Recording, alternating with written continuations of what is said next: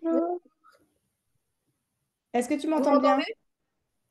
Moi, c'est bon, je t'entends. Ok. Est-ce que tu m'entends aussi? Oui, Ok. Est-ce que tu vois bien l'écran? oui.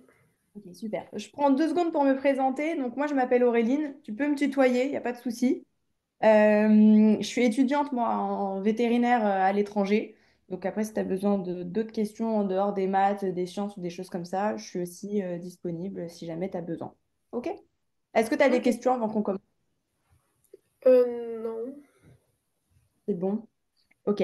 Toi, au niveau du collège, comment ça se passe en maths? Est-ce que tu as vraiment des grosses difficultés?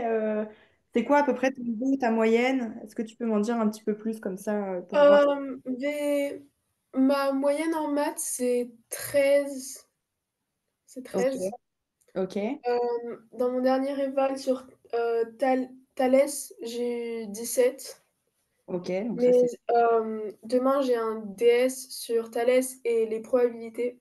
Et Ok. j'ai vraiment du mal sur les probabilités.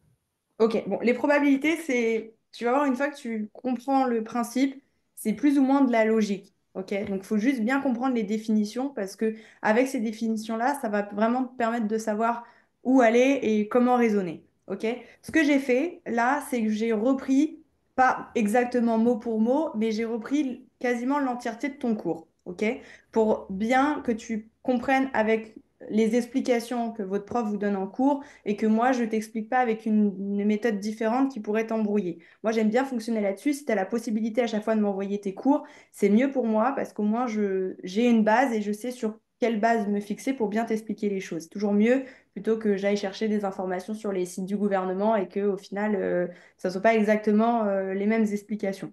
Donc, tu vas voir, c'est quasiment ton cours, mais du coup, j'ai donné un peu plus d'exemples. Et si jamais tu comprends pas quelque chose pendant le cours, tu me coupes, tu me dis Auréline, j'ai pas compris, est-ce que tu peux réexpliquer ça différemment ou est-ce que tu peux donner d'autres exemples? Moi, il n'y a pas de souci. Le but à la fin de notre cours, c'est que tu aies compris et que tu puisses avoir une bonne note à ton examen. Si tu finis le cours en n'étant pas sûr d'avoir tout compris, c'est qu'il y a un problème et vraiment, je veux que tu me poses des questions s'il y a quelque chose qui ne va pas. OK? Ok. Ça marche.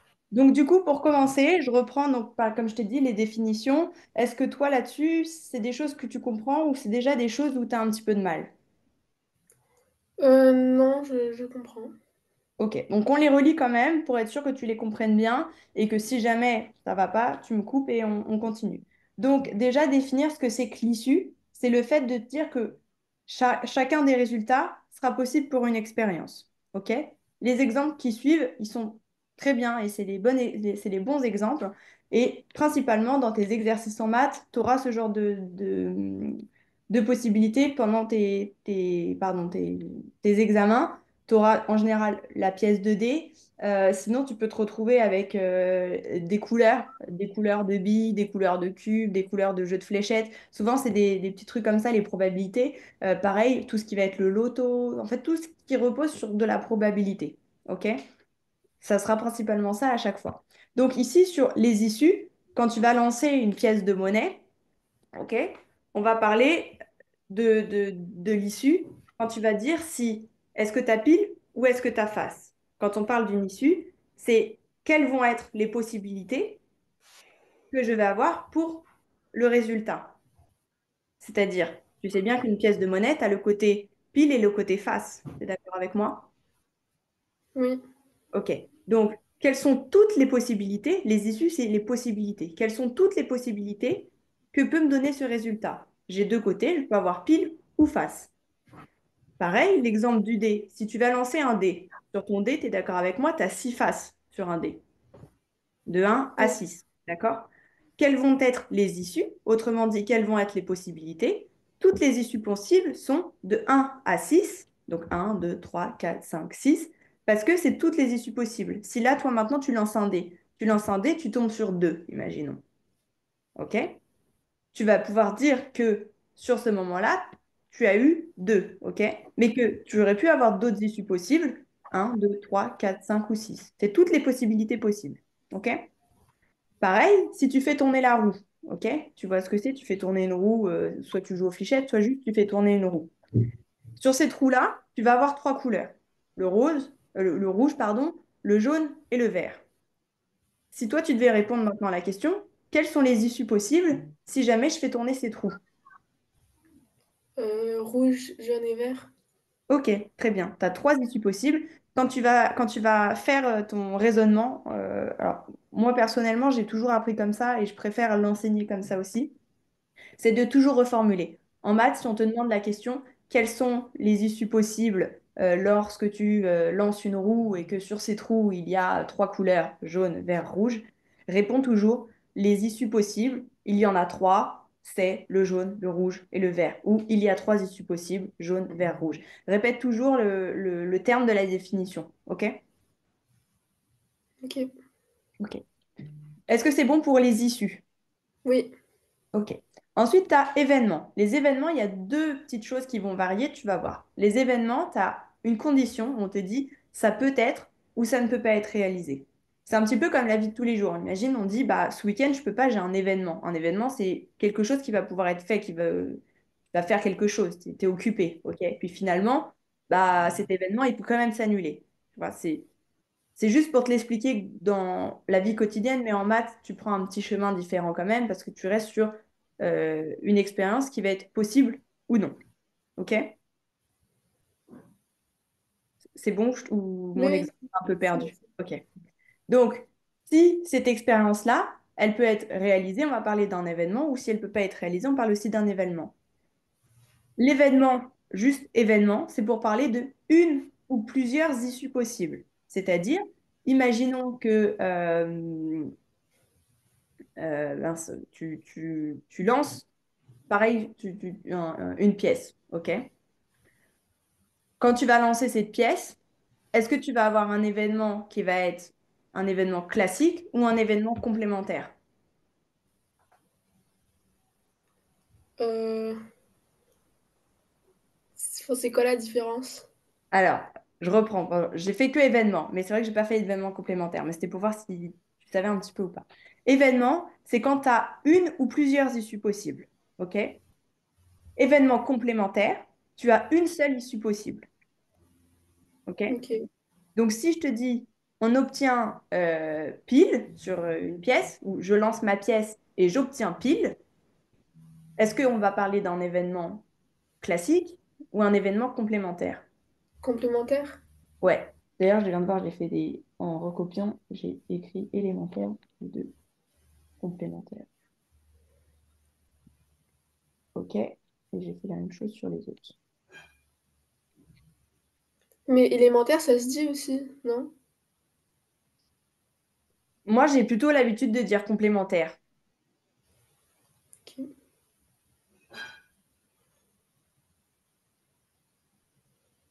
OK. Donc, événement complémentaire, tu as une seule issue qui est possible. OK? Si maintenant, j'obtiens 4 lorsque je vais lancer un dé, on parle de quoi du coup? Euh, aléatoire? Alors, oui, c'est aléatoire, mais je te le dis, j'ai obtenu 4. Est-ce que cette issue-là, elle est seule ou est-ce il peut y avoir plusieurs? Est-ce que tu as plusieurs fois 4 sur ton dé? Non. Non. Donc, à ce moment-là, on parle de une issue. Donc, c'est un événement qui est complémentaire. OK? Si par Ok. exemple, je te dis, on va lancer un dé. Sur ce dé, il y a 2 fois 4 et 2 fois 2. OK? Et les autres, 1, 3, voilà, que tu aies les 6 faces. Je tombe sur 4. Est-ce que à ce moment-là, on va parler d'une issue complémentaire ou juste, enfin, d'un événement complémentaire ou juste d'un événement? D'un événement? Ouais, on va parler juste d'un événement parce que finalement, j'avais quand même 2 chances sur 6 de faire 4. Il y avait deux issues possibles.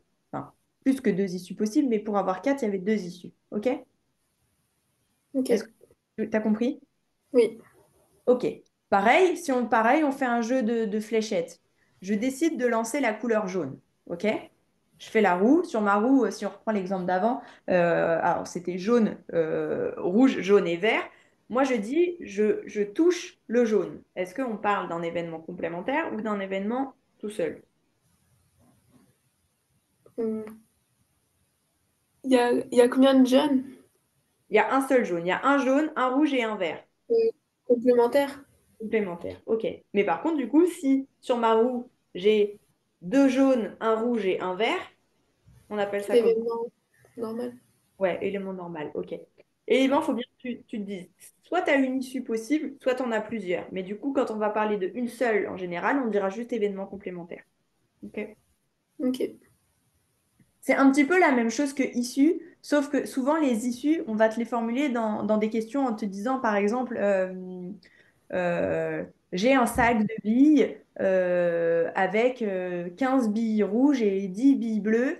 Quelles sont les issues possibles pour tirer une bille rouge? OK? Et tu réponds juste le nombre de billes rouges que tu as dans ton sac. OK? Ok. Ok. Bon, c'était pas le meilleur exemple parce que du coup, tu peux quand même aléatoirement tirer une boule bleue. Euh, on change d'exemple, on reprend un exemple un peu plus concret pour bien t'expliquer. On reprend le dé. Le dé, c'est intuitif, ça parle bien. Ok. Le dé, on va te dire qu'est-ce que tu vas avoir comme issue sur ton dé. Tu sais que sur ton dé, tu as six faces. Donc tu dis l'issue, c'est les six faces. Un, 2, 3, 4, 5, 6. Ok. Alors que événement et événement complémentaire, tu vas te dire plutôt avec le résultat que j'ai, est-ce que cet événement, il a une ou plusieurs issues? Ok? Ok. Est-ce que tu veux que je te le note, cette petite différence que j'ai pas notée, ou tu la retiendras? Non, non, c'est bon. C'est bon? Ok. Ensuite, donc, les événements, c'est bon, tu as bien compris aussi? Oui. Ok. Ensuite, on a expérience aléatoire. Les expériences aléatoires, tu vas me dire, et en vrai, la probabilité, c'est plus ou moins ça à chaque fois. C'est quand même quelque chose d'aléatoire. Ok? Mais tu as quand même quelque chose qui va te définir ton expérience aléatoire. C'est le fait que tu n'es pas certaine à 100% de ton résultat. Ok. Tu peux effectivement piocher une bille rouge ou une bille bleue. Même si tu as envie de piocher une bille rouge, tu n'es jamais sûr à 100% que c'est une rouge que tu vas piocher. Et donc, ce raisonnement-là, il nous amène à nous définir la probabilité. OK? Ok. Euh, Si tu vois, je te relis l'exemple que vous aviez mis quand même dans expérience aléatoire. Le tirage du loto, c'est aléatoire. Tu as des millions de personnes qui vont jouer au loto. Ils vont jouer, mais c'est pas parce qu'ils jouent qu'ils sont sûrs de gagner. C'est aléatoire. OK? On ne sait pas si finalement ils ont choisi le numéro 17, 45, 15 et des poussières. On ne sait pas, c'est aléatoire. Peut-être qu'il y aura juste le 15 ou peut-être qu'il y aura juste le 14, mais on ne peut pas savoir. OK? On parle vraiment d'une expérience aléatoire. Là, c'est le loto, mais les billes, ça fonctionnait aussi. Donc, pour maintenant définir ce qu'est la probabilité. La probabilité, il faut toujours que tu retiennes bien ce terme-là. On utilise le terme quotient. Quotient, ou autrement dit, en fait, c'est la chance. OK? Quelle est la probabilité ou quelle est la chance, finalement, pour qu'un événement se produise? Quelle est la chance pour que je puisse tirer une boule rouge dans un sac? Contenant des boules bleues, des boules violettes, ce que tu veux. OK? Ça, on le notera toujours P2A. Alors, je vais prendre un peu mon stylo parce que c'est un peu plus intuitif. P2A, c'est important. Ça veut dire probabilité de A. Ça, c'est bon pour toi, tu le savais ou pas? Oui. OK. Donc, l'exemple, si on tire une boule dans un sac qui contient, enfin, on veut tirer une boule dans un sac qui contient 8 boules et on en a 3 rouges, 5 vertes. OK? La question que je te poserai, c'est quelle est la probabilité pour que je tire une boule rouge? Qu'est-ce que tu me répondrais? Euh, Il y a combien de boules? Attends. Il y a combien de boules rouges? On a 3 boules rouges, 5 boules vertes. Et on a 8 boules au total. 3 sur 8. 3 Ouais, huitièmes. ok. Attention, donc celle-là, c'est la bonne réponse. Mais essaie toujours de bien formuler, comme ça, tu t'entraînes même à l'oral à bien formuler tes réponses. À dire, la probabilité de tirer une boule rouge est de 3 huitièmes ou 3 sur 8. Ça dépend comment tu l'écris, ok, ou comment tu veux le prononcer. OK? Et en règle générale, on va te demander d'expliquer. OK? Tu as la bonne réponse, mais pourquoi? Pourquoi est-ce que c'est ça et c'est pas autrement? Et tu diras, car on a trois chances, donc c'est le terme que tu vas réutiliser de la définition de la probabilité ici. OK? Ici, on a parlé de chance, et donc il faut bien que tu le redises ici. car on a 3 chances sur 8 de tirer une boule rouge. OK? Ok. C'est hyper important en probabilité surtout, et même dans plusieurs autres matières, et enfin surtout en maths particulièrement, de bien expliquer chaque étape et comment tu fais. Parce qu'au moins, je te souhaite pas de faire une erreur, tu vois, mais des fois, dans des maths, surtout à partir de la seconde, première, où ça commence vraiment à être un petit peu compliqué, si tu développes bien chaque étape de ce que tu fais, même si ton résultat il n'est pas correct, tu peux toujours grappiller des petits points et ton prof il voit où est-ce que tu t'es trompé et il peut te dire attention à cette étape-là, tu t'es trompé par rapport à quelque chose ici. Bon, sur la probabilité, je suis d'accord avec toi, il y a moins de chances de se tromper, mais c'est quand même important de bien raisonner et que tu t'entraînes dès maintenant. Ok? Ok. Ok. Ensuite, on continue. Ça, c'est bon, tu as bien compris là-dessus, la probabilité de A et tout ça? Oui. Ok. Si on effectue un très grand nombre de fois une expérience aléatoire, ok? La fréquence de réalisation d'un événement va se rapprocher d'une fréquence qu'on appelle théorique et qui est aussi la définition finalement de la probabilité. Ok. L'exemple, si on lance une pièce de monnaie un très grand nombre de fois, on va obtenir euh, une fois sur deux, soit pile, soit face.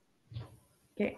Alors, on dit une fois sur deux, mais tu peux lancer 10 fois ta pièce et tomber 10 fois sur pile, mais tu peux aussi la lancer 10 fois et tomber 3 fois sur pile et 7 fois sur face. Tu es d'accord avec moi? Oui.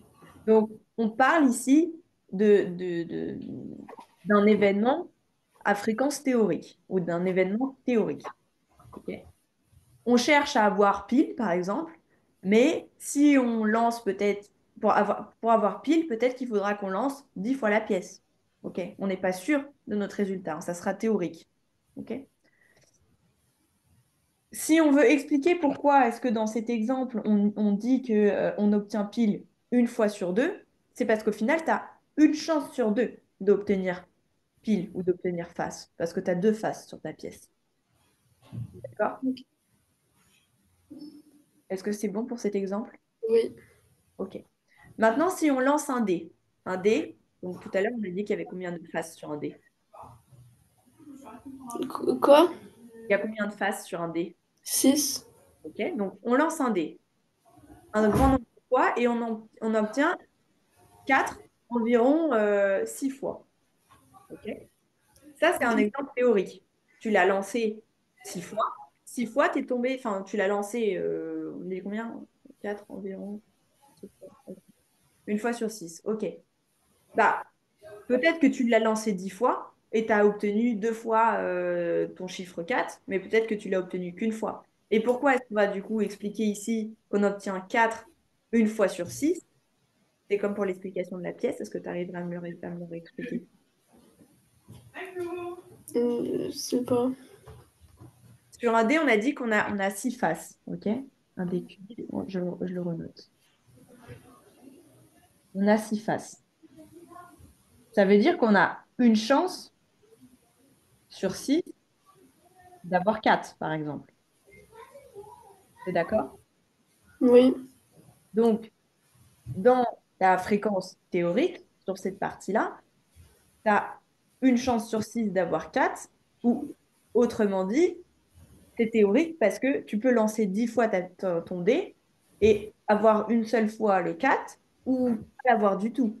Donc, on est sur de la théorie parce que on lance un certain nombre de fois, on n'est pas sûr du résultat, mais en théorie, on est censé avoir une chance sur 6. Est-ce que tu as compris un petit peu mieux? Oui. En fait, c'est juste, tu as 6 faces et tu veux 4. Donc, tu le lances, enfin, on veut 4, on a 6 faces. Donc, on a une chance sur 6. OK? Au-dessus, c'était pareil pour cet exemple-là, la pièce. Tu as 2 faces sur ta pièce, donc tu as une chance sur 2. Ok. OK? On lit l'autre exemple et comme ça, tu essaies de, un petit peu de faire le résumé. Sans essayer de lire la suite, comme ça, tu essaies de voir avec toi ce que tu as compris. Tu lances une roue. OK? Ta roue, elle est divisée en 4 parties identiques. En probabilité, ça sera toujours mieux pour toi de te dessiner les choses. OK? Donc, tu as une roue, elle est divisée en 4. OK? Donc, 4 parties identiques.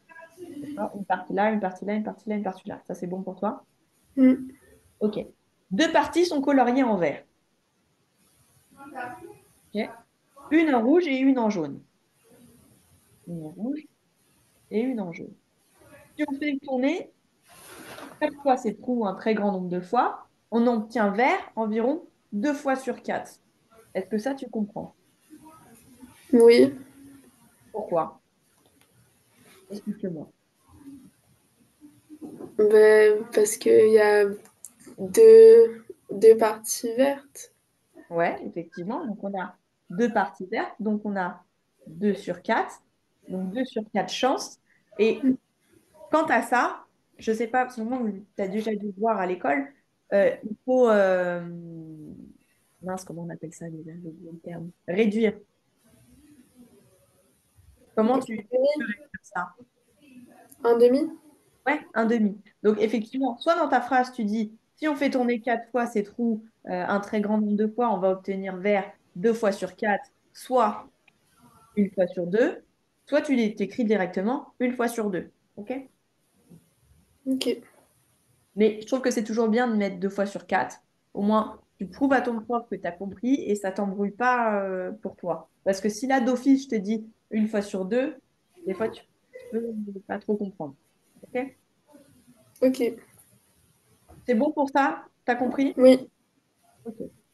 Ensuite, il y a les propriétés. Pareil, les propriétés, c'est quelque chose qui est un peu important. Surtout que je me souviens qu'au collège et au lycée, ils adorent te demander de réciter la propriété de telle chose. Donc, c'est plus important à connaître on va dire, pour l'examen que pour l'application. Mais c'est quand même important aussi pour l'application. Une probabilité, c'est toujours compris entre 0 et 1. Ok. Ça, pareil, il faut bien le retenir parce que tu vas le voir dans ce qu'on va faire juste après. On fait un petit peu de calcul et dans ces calculs-là, tu utilises 1 comme valeur de référence. Ok. Je vais te le montrer après si c'est quelque chose que tu n'as pas bien compris. Mais donc, tu retiens bien que ta probabilité, elle est toujours entre 0 et 1. Ensuite, un événement dont la probabilité est nulle, donc quand sa probabilité est 0, c'est-à-dire que c'est impossible. Est-ce que ça, tu comprends? oui, Si je te demande de piocher une bille rouge dans un sac où il n'y a que des billes vertes et des billes bleues, on parle d'un événement impossible. On n'a pas de bille rouge, probabilité égale à 0. C'est d'accord? oui, Ensuite, on va parler de la probabilité qui est égale à pardon, un événement dont la probabilité est égale à 1. Ok. C'est un événement certain. Autrement dit, c'est si je te demande d'aller piocher une bille rouge dans un sac où il n'y a que des billes rouges, tu es d'accord que la probabilité, elle est 100%, tu es sûr à 100% d'aller tirer une bille rouge dans ton sac parce que tu n'as que ça. Donc on parle d'un événement certain. oui, Ok. Ensuite, la somme de la probabilité. Donc la somme, tu sais ce que c'est? oui, Ok. C'est quand tu additionnes tout. Ok. Donc la somme des probabilités de tous les événements élémentaires ou un peu tous les événements, elle est égale à 1. Ok. Tous tes résultats que tu vas avoir, si dans tes sommes, tu as quelque chose qui est supérieur à 1, ou c'est qu'il y a un problème. OK? Normalement, si tu additionnes toutes tes probabilités entre elles, tu dois avoir 1. ok, Ensuite, ça c'est bon, les définitions, il n'y a pas de problème. oui, c'est bon. Ensuite, on a l'équiprobabilité. Ça, c'est lorsque tous tes événements élémentaires, ils vont avoir la même probabilité d'être réalisés. Tu as autant de chances de faire quelque chose que de faire autre chose. OK? Exemple, dans le lancer d'une pièce de monnaie, tu as autant de chances d'obtenir face que d'obtenir pile. OK? Parce qu'on avait dit, il y a une chance sur deux. Soit tu obtiens pile, soit tu obtiens face. D'accord? Oui, Maintenant, si je t'ai donné un exemple où on n'a pas de situation d'équipe-probabilité pour que tu puisses voir la différence, elle n'était pas dans le cours, mais je trouvais que c'était important. Je t'ai donné un exemple. Quand tu vas tirer une boule dans un sac, ok? Dans ce sac-là, on va dire que tu as 5 boules rouges et 2 boules bleues. Est-ce que tu as autant de chances de tirer une boule rouge que de tirer une boule bleue? non, Non, on est d'accord. Tu as 2 chances sur 7 de tirer une boule bleue et 5 chances sur 7 de tirer une boule rouge. D'accord? Ok. Donc là, on n'est pas sur une situation d'équipe probabilité. Mais maintenant, si je te dis que dans mon sac, j'ai 5 boules rouges et 5 boules bleues, est-ce qu'on est sur de l'équipe probabilité ou pas? Oui, Oui. Pourquoi? parce que c'est é- égal. Enfin, sur chaque côté, il y a 5. Ouais. Essaie de l'expliquer comme si tu le définissais sur ta copie.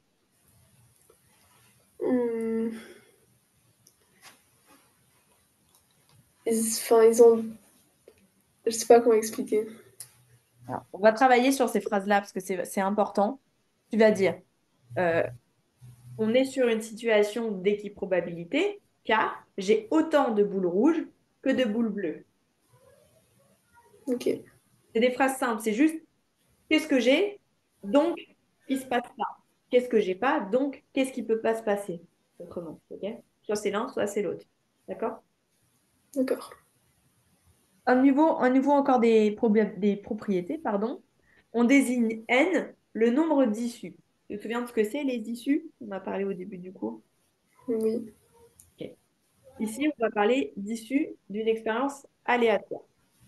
Donc, si on prend la situation d'équipe probabilité. Probabilité, qu'est-ce qu'on a dit que ça signifiait? La chance de d'avoir. En fait, enfin, je sais pas comment expliquer. Enfin, c'est dur. C'est pas grave, c'est justement, on est là pour que tu t'entraînes parce que demain, quand tu vas avoir ton examen devant ta copie, tu risques d'être un petit peu en difficulté si tu n'arrives pas à bien développer. Même si tu as le bon résultat, je te dis, sur ce genre d'exercice-là, expliquer, c'est super important. Expliquer pourquoi. T'as pas besoin, t'es pas en français, hein, tu fais pas une dissertation de ta réponse. Juste, tu dis, je suis dans une situation d'équipe probabilité car j'ai autant de chances d'avoir tel résultat que tel résultat. OK? C'est juste ça. C'est comme si tu avais une balance. Tu as déjà vu les balances de dans le temps ou les balances du droit, où tu sais, c'est des trucs comme ça, où soit c'est comme ça d'un côté. L'équipe probabilité, t'es droit. C'est la même chose à droite qu'à gauche. Si tu es dans quelque chose qui n'est pas à équipe probabilité, tu vas pencher plus d'un côté que de l'autre. Donc, quand tu as une équipe probabilité, tu te mets en tête que tu as ta balance, tu as autant de choses, enfin, tu as autant de possibilités d'un côté que de l'autre, donc les événements sont les mêmes, le résultat est le même, donc c'est possible, ok? Enfin, c'est possible. Tu as la même probabilité d'obtenir les deux résultats, ok? Ok, Donc, on reprend la propriété. Dans une situation d'équiprobabilité, la probabilité d'un événement élémentaire est 1 sur n. Est-ce que ça, tu comprends 1 sur n? oui, Pourquoi est-ce qu'on prend 1? parce que on prend euh, l'issue qu'on cherche. Enfin, L'issue, ça va être n, c'est pas 1. mais le Pourquoi est-ce n, c'est que pas le total de toutes les issues? Alors, on n'appelle pas ça le total de toutes les issues, c'est pas les issues, c'est le total des probabilités. Bon, en soi, c'est quand même les issues, mais un, c'est tes probabilités, ok? C'est la somme de tes probabilités. Et n, du coup, c'est ce que tu vas chercher, enfin, c'est ton nombre d'issues, ok? Si j'écris nombre comme ça, c'est bon? Oui, Nombre d'issues. On fait l'exemple. On lance un dé, toujours notre dé, il a 6 faces. Ok. On va considérer l'événement élémentaire Q. On appelle ça, notre événement, il s'appellera Q. C'est important de nommer tes événements dans ce genre d'exercice-là. Ok. Parce que tu en as besoin après pardon, pour ta formule. Donc, ton événement élémentaire Q, tu vas lui dire, on obtient le nombre 4. Ok. C'est ce qu'on cherche. Notre événement, c'est on obtient le nombre 4. Quelle est la probabilité pour que tu obtiennes le nombre 4 sur un dé à 6 faces? 1 sur 6, ok? Donc, c'est juste de nommer, en fait. Au lieu de réécrire on obtient le nombre 4, c'est écrit juste P de Q, parce qu'on sait que Q, c'est on obtient le nombre 4. Donc, tu écriras P, probabilité, ok? Q, c'est ça, ok? Et 1 sur 6 parce que tu as une chance sur 6. C'est compris ou pas ça? Oui.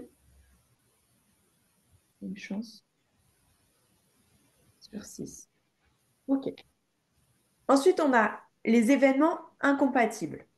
Incompatible, ça va, ça te parle un petit peu, c'est un peu les mêmes termes que tu utilises pour parler, on va dire, dans la vie de tous les jours.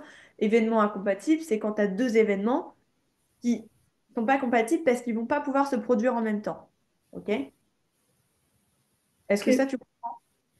Oui. OK. Donc, la propriété pour expliquer ça, c'est quand tu vas avoir deux événements, on va appeler ces événements A et B, ok? Ils sont incompatibles parce que ils peuvent pas, euh, ils peuvent pas se produire en même temps et donc la somme de leur probabilité, elle sera pas égale. On fait l'exemple pour bien illustrer ça. On va parler de P de A ou B, ok? Donc, on le note comme ça, P de A ou B, qui va être égal à P de A plus P de B. Si c'est compatible, on est censé avoir égal à 1. OK? Parce qu'on a dit que la somme des probabilités, c'était égal à 1. T'es d'accord? Oui. Et donc, quand on a quelque chose qui est différent de 1, on parle d'événements incompatibles. D'accord? On va voir, on va expliquer pourquoi et on va voir si cet événement-là, il est vraiment incompatible ou pas. L'exemple, c'est que tu as une urne. Dans cette urne, tu as 3 boules blanches, 2 boules rouges et 5 boules jaunes. On te dit qu'on nomme ces événements comme si B, c'est tirer une boule blanche, R, tirer une boule rouge, et J, tirer une boule jaune. Ok. Tu vas noter P de B comment? Essaie de pas forcément regarder comment toi tu le ferais. On a dit, on a 3 boules blanches et B, c'est tirer une boule blanche. Euh, 3 3 sur 10. Ouais, effectivement. Donc, si tu reprends ici, P de B, il faut qu'on l'explique. B, on sait que B, c'est ça. Ok? Tirer une boule blanche. Ensuite, on a P de R. P de R, il est ici. C'est tirer une boule rouge. Ok? Tu les expliques, en fait, tu poses ici en application ce qu'on te dit. En général, presque c'est dit au moment de l'exercice. Soit on te donne un exercice où on te dit juste ça, dans une urne qui contient 3 boules blanches, 2 boules rouges et 5 boules jaunes, quels sont les événements et quelles sont leurs probabilités. Les événements, c'est ça, c'est expliquer ce que tu vas avoir comme résultat. Tu vas avoir un résultat, ça va être tirer une boule blanche, un autre résultat, tirer une boule rouge, un autre, tirer une boule jaune. T'es d'accord avec moi? Oui. Ok. Ensuite, pour expliquer les probabilités, tu dois les noter. La probabilité d'obtenir ma boule blanche, c'est 3 sur 10. Ma probabilité d'obtenir ma boule rouge, c'est 2 sur 10. Ma probabilité d'obtenir une boule jaune, c'est 5 sur 10. OK? Oui. Oui. OK. Donc, on continue. Une fois qu'on a eu tout ça, on va voir si du coup, ces événements-là, ils sont compatibles ou pas entre eux. On prend un exemple. Ici, on va vérifier si B et J sont compatibles. Donc, si tirer une boule blanche et tirer une boule jaune, c'est compatible. Pour ça, il faut faire le calcul qu'on a vu juste au-dessus. Donc, on prend, comme je te le réécris ici pour bien que tu vois, mais c'est ce qui est écrit ici, d'accord? P de B ou J, parce que nous, on veut vérifier si B et J sont compatibles ou pas, ça va être égal à quoi? Comment est-ce que tu le noterais si tu reprends ce qu'on avait écrit ici en haut? P, PB plus PJ. Ouais, très bien. Et donc, là, tu dois après mettre les valeurs. 3 sur 10, ça fait combien? 0,3. Bien, donc 0,3. Et P de J, on a dit c'est 5 sur 10, 0,5.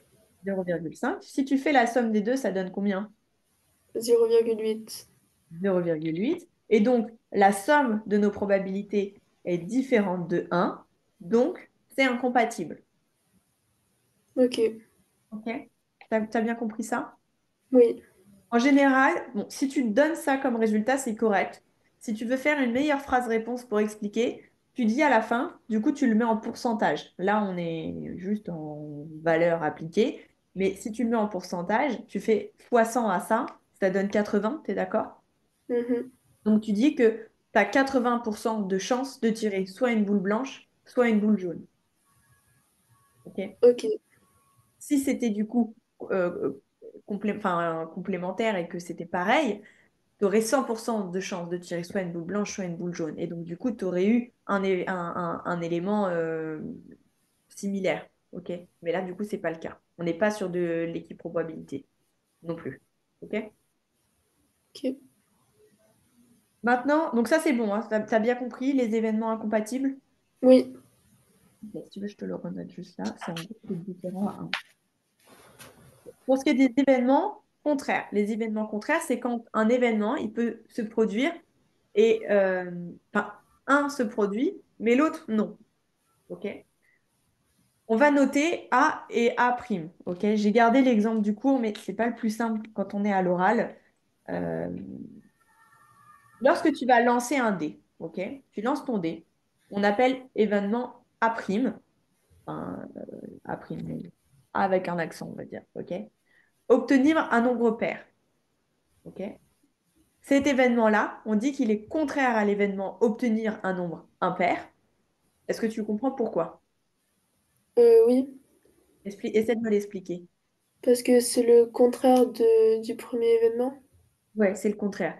On est d'accord que si sur ton dé, tu as 2, tu peux pas avoir obtenu un en même temps. Tu peux que avoir obtenu 2, Oui. d'accord? Que un nombre pair. Tu peux pas faire les deux en même temps. Donc, c'est juste ça. L'événement contraire, c'est quand tu obtiens un résultat, mais tu es sûr à 100% que ce résultat-là, il ne peut pas être obtenu. Par contre, si je te dis obtenir un nombre inférieur à 6, est-ce qu'on va parler d'un événement contraire ou pas sur ce dé-là? Non. Attends, tu peux répéter la consigne? Si je te dis, euh, mince, qu'est-ce que j'ai dit? On obtient un nombre inférieur à 6. Le contraire, ça serait quoi, l'événement contraire? Obtenir un nombre supérieur à 6. Ok. Donc, est-ce que sur l'exemple de je lance un dé, est-ce que on a une situation d'élément contraire ou pas? Oui. Pourquoi? Parce que c'est le... Enfin, par rapport au premier événement?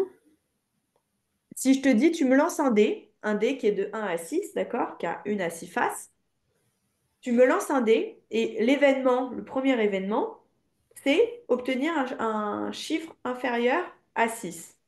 L'événement contraire, tu m'as dit, c'est obtenir un chiffre supérieur à 6.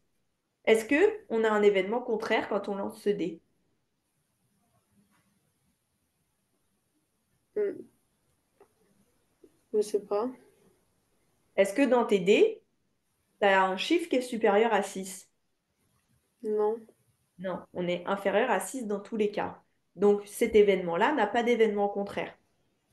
Ok. Si je te dis quelles sont les probabilités d'obtenir un chiffre inférieur à 6 sur ce lancer, qu'est-ce que tu répondrais? Les probabilités d'obtenir un chiffre inférieur à 6. Euh, Inférieur ou égal à 6, pour être plus précise. 1/6. Tu as une seule chance sur 6 d'obtenir un chiffre qui est inférieur ou égal à Ah, 6. 6/6.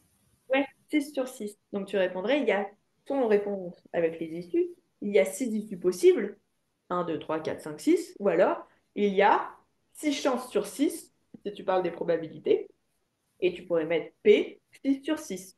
D'accord? Oui. Tu as bien compris tout ça. Oui, à peu près. Ok, contraire, tu as un peu de mal encore? Oui. Et alors, je donne un autre exemple. Euh, on a l'exemple du dé. Je le réexplique juste pour que tu comprennes bien. Obtenir un nombre pair. Ton résultat, tu lances ton dé, tu tombes sur 2. Ok. Quelle est la chance, avec 2 d'obtenir un nombre impair si tu as Une, 2? une 1/2. Non? Tu sais ce que c'est les nombres pairs et impairs, tu te souviens? Oui. Ok. Pair, c'est 2, 4, 6. Et impair, tu auras 1, 3, 5. Ok. Si quand je lance mon dé, j'ai 2, j'ai bien un événement où j'ai un nombre pair. Ça veut dire que son événement contraire, c'est obtenir un nombre impair. Si maintenant je Oui, lance mon dé et j'ai 1, on va dire que l'événement A, avoir un résultat impair, et l'événement contraire de obtenir un résultat pair. Est-ce que tu comprends mieux ou pas? oui, Attends, j'essaie de trouver un autre exemple pour bien t'expliquer. Là, on n'est pas sur expliquer la probabilité de quelque chose. On est juste sur expliquer pourquoi est-ce qu'on a quelque chose Enfin, on est juste sur expliquer qu'est-ce que c'est que l'événement contraire. L'événement contraire, j'ai là en tête, je me souviens plus. Je crois peut-être que j'ai mis des exercices là-dessus un peu plus loin, mais c'est juste sur dire qu'est-ce que va être l'événement contraire. J'essaie de trouver, j'aime bien trouver des exemples de la vie quotidienne pour le trouver, mais si, par exemple, c'est c'est pas les meilleurs exemples, mais des fois, prendre des exemples de la vie de tous les jours, ça parle un peu plus. Si je te dis l'événement se laver, entre parenthèses, dans une douche, c'est contraire à se laver, à l'événement se laver dans une baignoire. Est-ce que tu comprends? oui, Ok. Bah, ici, c'est la même chose. Sur cet exemple-là, quand je te dis se laver, mais dans une douche et dans une baignoire, en général, les gens, quand ils vont aller dans une baignoire, ils vont s'allonger. C'est pas la même chose que quand tu prends ta douche et que tu es debout. OK? C'est des choses contraires.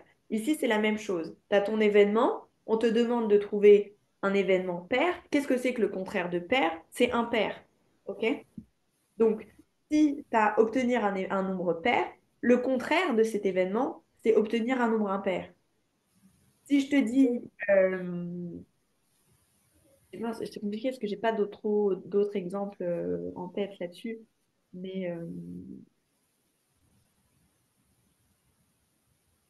après ça va jouer là-dessus. Obtenir un chiffre supérieur à 6, c'est l'événement contraire de obtenir un chiffre inférieur à 6. Est-ce que ça oui, tu utilises ou pas? oui. Est-ce que c'est mieux ou est-ce que tu as encore des questions dessus? Euh, En fait, par exemple, enfin, ça serait quoi la consigne pour un événement contraire d'un Bah, exercice? qu'est-ce qu'on pourrait trouver? Hmm. Bah, c'est de, par exemple te dire, lorsqu'on va lancer un dé ou lorsqu'on va lancer, parce que souvent, ouais, sur les événements contraires, tu vas voir ce qui va être les chiffres. On garde cet exemple-là, avec une consigne. Lorsque tu vas lancer un dé, donne-moi un événement contraire qui peut se passer sur ce dé. Donc, tu en as plusieurs. Obtenir un nombre pair. Quel est l'élément contraire d'obtenir un nombre impair? Obtenir un chiffre supérieur à 6. Quel est l'élément contraire d'obtenir un chiffre inférieur à 6? Ça, c'est des événements contraires. OK? Mhm. En consigne, enfin, j'ai pas le souvenir, même j'ai retrouvé mes cours que j'avais au collège. J'ai pas retrouvé d'exemple où en plein exercice, on pose vraiment la question. Mais c'est important quand même de le savoir parce que tu peux avoir une petite question là-dessus. Quel est l'événement contraire si euh, tu as 4? Ok. Tu peux dire bah, que du coup 4 est un nombre pair et son événement contraire, ça va être d'obtenir un nombre impair. Ok. Ok, Est-ce que c'est mieux là-dessus? oui. Ensuite, on a les propriétés, encore. Tu as deux événements qui sont contraires ou incompatibles. Ok. Ça revient à ce qu'on a dit un petit peu avant. Pour les deux, quand la somme de leur probabilité, elle est égale à 1. Ok. On lance un dé. Je fais l'exemple. On lance son dé. Le dé, il est cubique. Pareil. On obtient un nombre inférieur ou égal à 1. D'accord? Donc, inférieur ou égal à 1, ça va te donner quelle chance sur ton dé? Euh, Inférieur ou égal à 1. une chance sur 6. Ok, effectivement. obtenir un nombre inférieur ou égal à 1 et une chance sur 6. Une chance sur 6. Et tu as un autre événement, l'événement obtenir un nombre strictement supérieur à 1. OK? Donc ça va faire quelle chance ça? Strictement supérieur à 1. Toujours sur ton dé. 5 sur 6. 5 sur 6. Très bien. Donc là, tu vois, pareil, c'est un autre exemple d'événement contraire. Tu es toujours sur ton dé et on te dit l'événement obtenir un nombre inférieur ou égal à 1 est contraire à obtenir un nombre strictement supérieur à 1. OK? Ok. Tu peux pas avoir les deux en même temps parce que ils sont opposés. Tu peux pas avoir un quand on te demande un nombre inférieur ou égal à 1. Et si on te dit en plus dans la consigne que ton nombre il est strictement supérieur à 1, c'est un événement qui est contraire, c'est un des événements incompatibles. Tu peux pas avoir ces deux événements-là en même temps parce que tu peux pas avoir un dans les deux situations. Tu peux avoir un que dans la première situation. T'es d'accord? Oui. Ok. Donc, pour voir si ces deux-là sont vraiment bien incompatibles, on fait le calcul. OK? Donc, on les appelle respectivement A et A accent. OK? Pour les écrire, tu fais P de A plus P de A encore. Et donc, si on fait le calcul correctement ici, ça te fait 1/6 plus 5/6.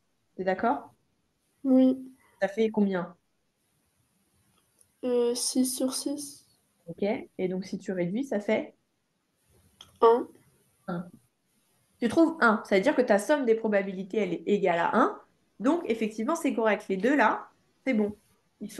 On a confirmé que cette hypothèse, elle était bonne. Ok. Ok.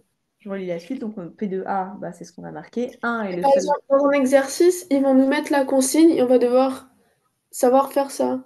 Enfin, ils Bah, nous disent pas de calculer quelque chose ou...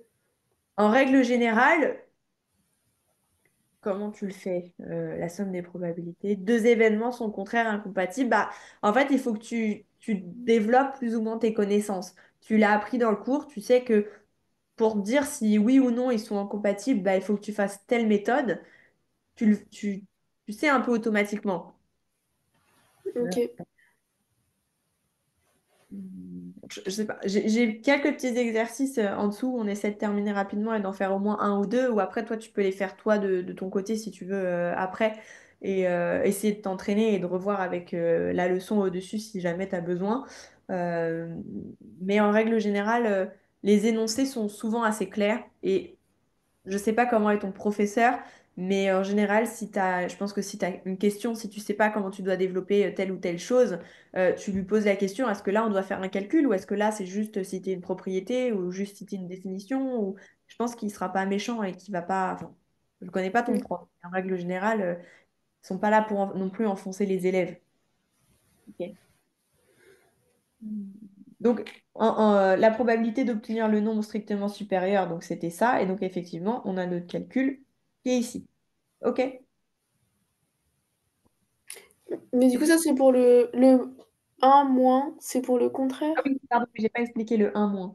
Donc, euh, on a 1/6, OK, pour P de A. C'est ce qu'on a dit tout à l'heure.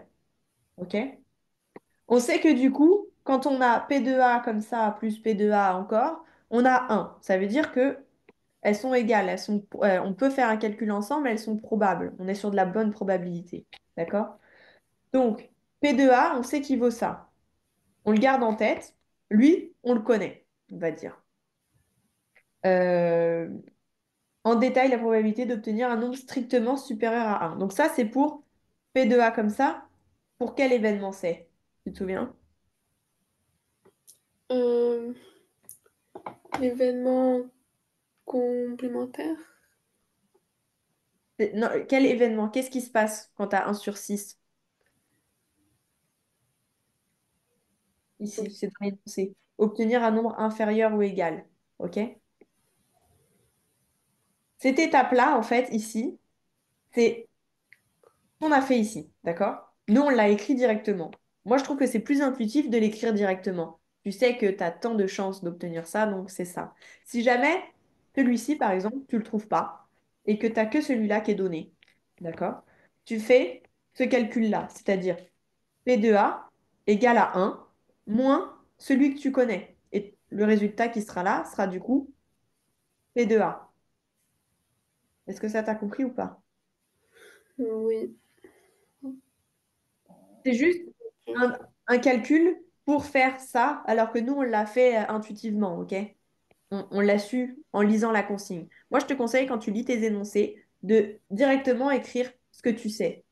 Si tu n'es pas sûr à 100%, tu peux faire ce calcul-là. Et si dans ta consigne, ton prof te dit, faites le calcul pour trouver P2A comme ça, tu connais celui-ci, donc tu sais que P2A, il est égal à sur 6, et que pour trouver son contraire, c'est un moins le résultat que tu connais. Et le résultat que tu obtiendras ici, ça sera donc le résultat que tu cherches. Ok. Est-ce que c'est bon ou pas pour ça? Ou Oui. pas trop? Du coup, en fait, c'est une formule. Oui, Enfin, on met tout le temps un moins. c'est une formule à retenir où, si tu veux, je te la réécris sur le côté. Quand tu vas chercher P de, je vais mettre X, X c'est pour symboliser tout, P de quelque chose, d'accord? Ce sera toujours à un moins le X prime, on va dire, d'accord? C'est le contraire. P de, on va dire, OK, et lui, c'est frère. Ok. OK? Ah non, pardon, je dis du bêtise. Nous, on cherche contraire. On a ça, c'est aussi OK. Et celui que tu vas avoir le résultat, c'est le contraire. X prime sur X prime, et donc celui-là, c'est le contraire. Est-ce que ça te parle mieux ou pas? Oui. OK. Il faut que tu essaies de t'entraîner à refaire des petits exercices comme ça, au moins pour la formule. Mais sinon, si tu comprends ce qu'on a fait ici, pour ça et pour ça, normalement, tu n'as pas besoin de faire ça. Mais c'est vrai que si ton prof te demande de le calculer, tu en auras besoin. Ok. Ok. On termine ça. Les expériences aléatoires à deux épreuves. Pareil, tu as une propriété. Donc, dans un arbre de probabilité, la probabilité d'obtenir un résultat, il est conduit avec un chemin. C'est le petit dessin que j'ai remis en bas de ton cours. Et on dit que lui, il est égal au produit des probabilités rencontrées le long du chemin. C'est juste qu'il faut qu'on évalue le nombre de probabilités qu'il y a sur cet arbre-là. Je l'ai mis en couleur. On note T l'événement, le résultat lancé est un multiple de 3. OK? Donc ça veut dire quoi? Est un multiple de 3. Que dans la table de 3. OK, très bien. Donc, l'arbre des possibilités représenté ci contre.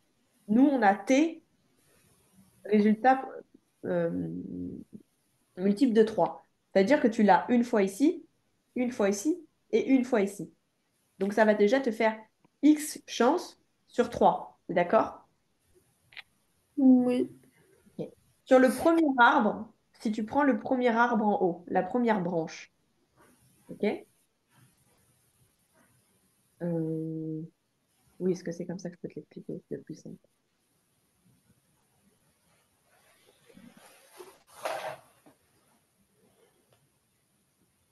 Ouais. En fait, ce qu'on cherche à t'expliquer ici, c'est que tu fais, ça c'est un premier lancer, ok? Le premier lancer, et ça, c'est le résultat de ton deuxième lancer. La probabilité de l'événement d'obtenir non T, c'est ce qu'on te dit ici, au premier lancer et T au second. Donc, quelle est la probabilité, d'après ce que tu vois ici, d'obtenir non T au premier lancer?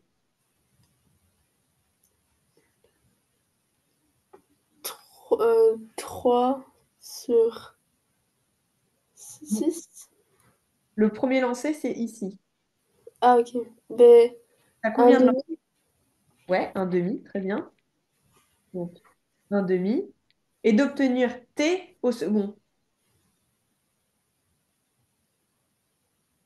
Euh, 2 sur 4. Très bien, 2 sur 4. Ok, donc ça, tu l'expliques comme ça. Ok? Ici, elle l'a fait, enfin, c'est fait une chouille différente, enfin, une chouille différemment. Ok?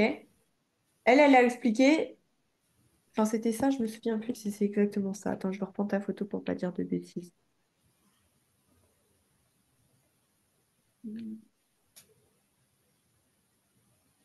Oui, c'est ça. Donc, 2 sur 3, elle l'a pris sur le fait que 2 sur 3, tu as deux chances sur 3 d'obtenir ton T. OK? Oui. Et tu as une chance sur 3 d'obtenir non T.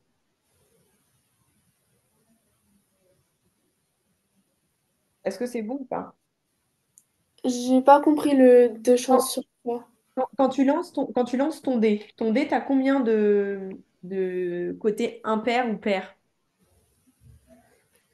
Euh, 3. OK? 3 et Ok. 3. Donc, tu as 3. Sur le premier lancer, on est là. OK? Euh, Attends, mince, j'arrive plus à t'expliquer correctement. La probabilité d'événement de devenir dompté au premier lancement. Hum, En tout cas, le résultat que tu obtiens ici, c'est bien ça, pour juste monter et juste T. OK? Sauf que nous, il faut bien qu'on se rappelle qu'on est sur un dé à trois faces. OK? Ok. Pardon, un dé à 6 faces et que tu as trois possibilités. Trois possibilités d'obtenir pair et trois possibilités d'obtenir impair. OK? Donc, 2 sur 3, c'est parce que sur cette branche-là, ici, tu en as deux. OK? Donc, 2 sur 3, tu as trois faces possibles et ici, tu l'obtiens deux fois. OK? Ok. Fois 1 sur 3, parce que du coup, là, on est sur le contraire. On prend la broche en dessous. Tu as une seule fois. Oh mince, qu'est-ce que j'ai fait? Tu as une seule fois T ici. Donc, 1 sur 3. OK? Ok. Tu fais le calcul, ça donne 2 sur 9. Donc, tu peux dire que tu as deux chances sur 9 d'obtenir l'événement. On reprend ce qui est ici. L'événement lancé avec un multiple de 3. Ok. Est-ce que ça va ou pas? Sur ça, j'ai un peu de mal, mais ça va. Ce que je te propose, c'est que toi, tu essaies parce qu'il est 30 et j'ai peur qu'on nous coupe si on Oui. continue trop longtemps. Essaie si tu veux, regarder les petits exercices que je t'ai proposés. Bon, je pensais qu'on aurait été plus vite et j'en ai vraiment prévu beaucoup. Mais regarde ceux qui peuvent te poser un peu problème. Si tu veux essayer de les faire de ton côté. Toi, ton évaluation, elle est demain, c'est ça? Oui. Après, vous ne ferez plus les probabilités du tout? Ben, en fait, on a eu une interro sur seulement les probabilités. Et là, c'est un DS sur les 2 chapitres Ok. de l'intérieur. Potentiellement, après, c'est fini et vous faites plus les probas. C'est ça. Ok, bon, essaie quand même de faire ça. Oui. Euh, Si tu veux, je peux essayer de t'envoyer la correction, mais le problème, c'est que je ne l'ai pas préparée. Donc, sinon, tu me dis quel exercice tu fais et moi, je t'envoie une correction de ce Est-ce que j'ai. que tu peux du coup envoyer ça sur le groupe Ouais, pour ça, que j'ai... j'enverrai toujours à la fin du cours ça. Ok. Ok. Est-ce que c'est bon? Est-ce que tu as des questions ou pas? Non, c'est bon. C'est bon. C'est bon. Ok. On s'arrête là pour aujourd'hui. Et moi, je t'envoie tout ça. Et je sais plus quand est-ce qu'est le cours la semaine prochaine. On se renverra un petit message si jamais. Ok. Ok? Merci beaucoup. Bonne soirée, au revoir. Bonne soirée.